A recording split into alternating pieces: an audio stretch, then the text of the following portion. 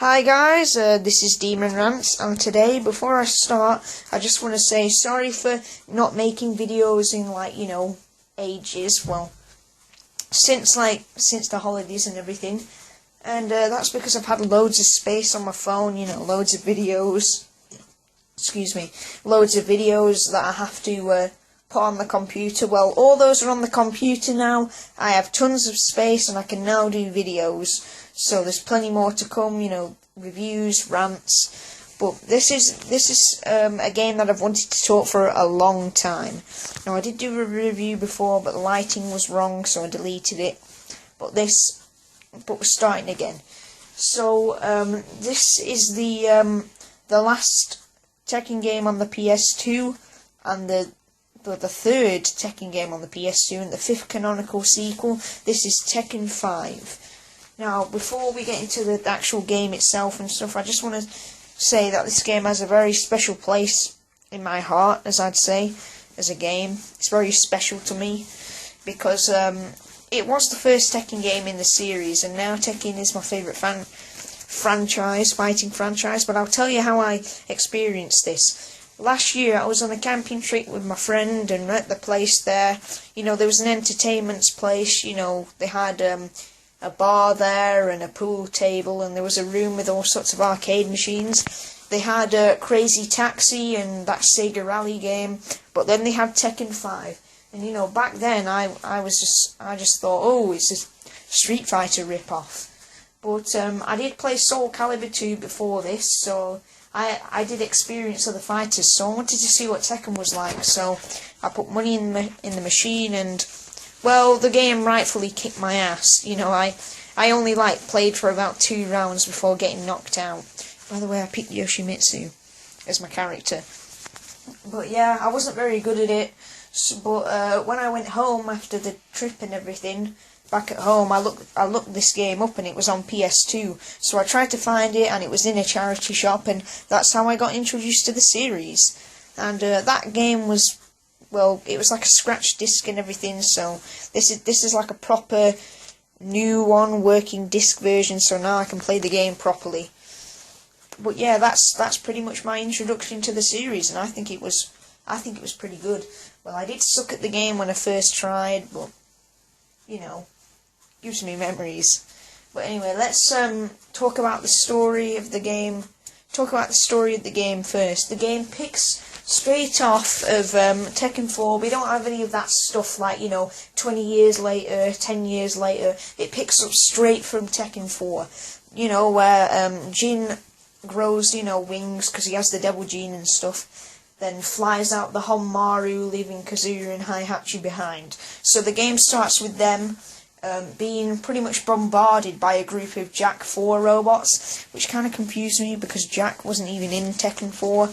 I don't know why. I think it's because he was a copy. But yeah, a bunch of Jak robots that weren't in the tournament attack the building, and Heihachi and Kazuya try to fight them off and everything, but Heihachi's left behind, and Kazuya jumps out, and one of the Jaks blows up the entire place, so Heihachi Mishima is dead.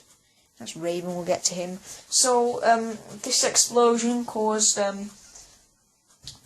this explosion caused the great grandfather of the Mishimas, Jinpachi Mishima, to rise out of the basement that he had been stuck in for years, and I don't know, he managed to.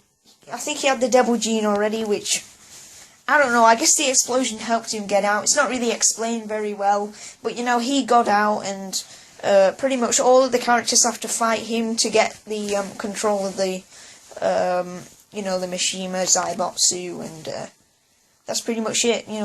But the canon ending is Jin, so Jin technically wins. Sorry for spoilers, guys. I know fighting games aren't the best for story anyway. That doesn't matter. But that's why Jin turns into corrupt in Tekken 6, but I don't have that one yet. So that's pretty much the story. Now I'm going to talk. One of the great aspects of this game is the new characters that were added. Now, before I get to the characters of this, I just want to show you this. This is my. I did manage to find a new copy of Tekken 4, guys. This is like a proper copy I got in a shop. None of that crappy printed paper. This is the real deal here. But the reason I brought it here was because I forgot to mention the new characters in the last video. The new characters were Steve Fox, who was a British boxer and he only uses the punch buttons. The kick buttons make him do all sorts of dodges and stuff. Craig Marduk, who was imprisoned for killing Armor King. You know, this got King very angry.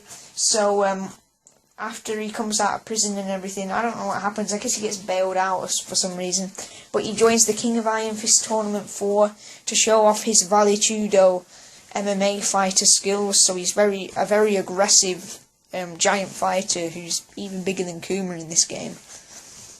And then there was finally Christy Monteiro, who was Eddie Gordo's apprentice.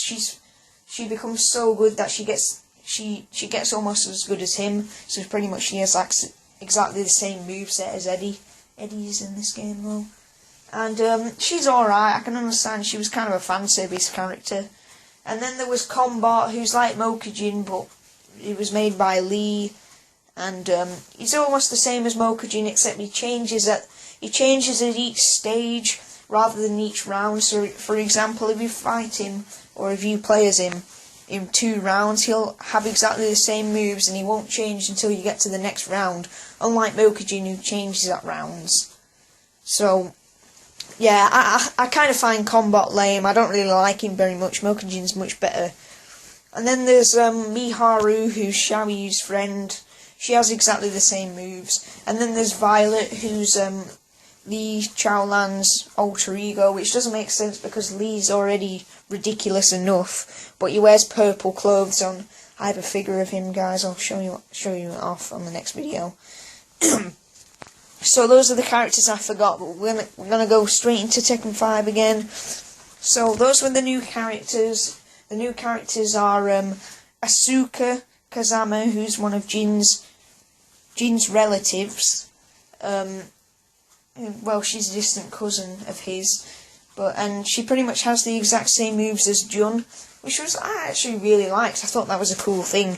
But her ending is really awkward since they're cousins, and I guess you can look it up, but it's some serious cliche anime stuff, you know, aka guy touches girl's breasts and then she kicks his ass, you know, that kind of stuff.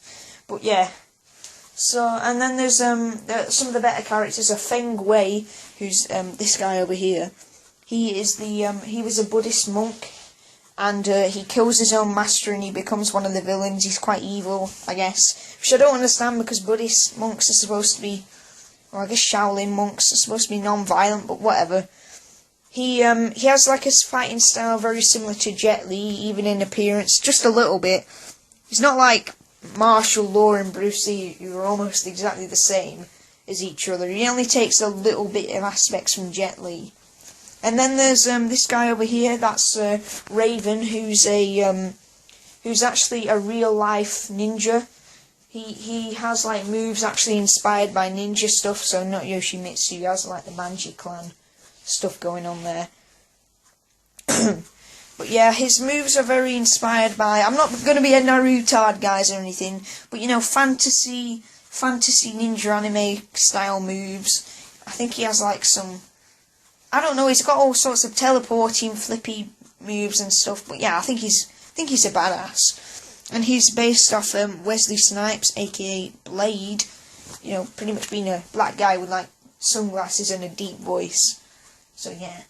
And then there's other characters. Those are the 3 brand new characters. I guess there's Jinpachi, who is the main antagonist of this game, but he's actually quite a sympathetic character because he isn't really evil. He's just trying to stop his son from being evil. His son Heihachi from being even more corrupt and crazy as he is now.